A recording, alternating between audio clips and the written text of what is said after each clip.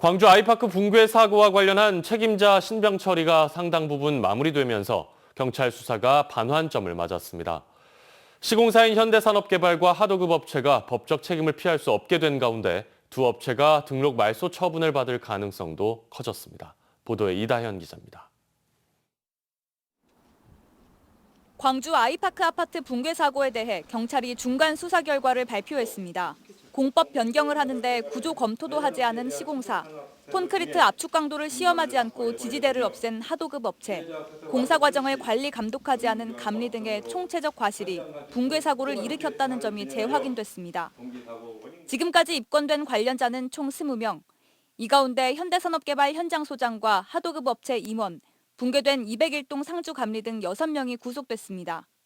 이번 붕괴 사고는 시공사, 하도급 업체, 감리 등의 과실이 복합적으로 작용하여 발생한 것으로 확인하였습니다.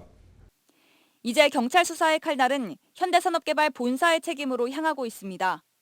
경찰은 현대산업개발 본사가 공사 현장에 실제로 필요한 인력보다 적은 인원을 투입했다고 판단하고 본사의 인사 발령이 적절했는지 조사할 계획입니다.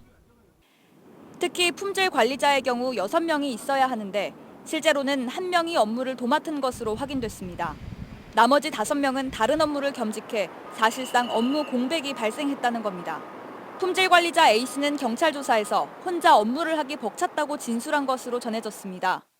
건설기술진흥법 시행령은 별도의 승인이 없는 경우라면 품질 관리자는 본연의 업무만 하도록 규정하지만 이를 어겨도 법인의 벌점 2점이 부과될 뿐 형사처벌을 할 수는 없습니다. 경찰은 조만간 최종 결재권자인 현산 대표이사를 소환 조사할 예정입니다. 한편 국토교통부는 시공사 현대산업개발과 하도급사인 가현건설산업에 대해 등록 말소 또는 영업정지 1년 처분을 내려달라고 요청했습니다. 사실상 등록 말소를 요청한 것으로 풀이됩니다. 동규정 적용 시에도 가장 엄중한 처분을 내려줄 것을 관할 간청인 서울시와 광주시 서구청에 각각 요청하였습니다. 부실 공사로 인해 전례를 찾기 힘든 붕괴가 일어난 광주 화정 아이파크 공사 현장.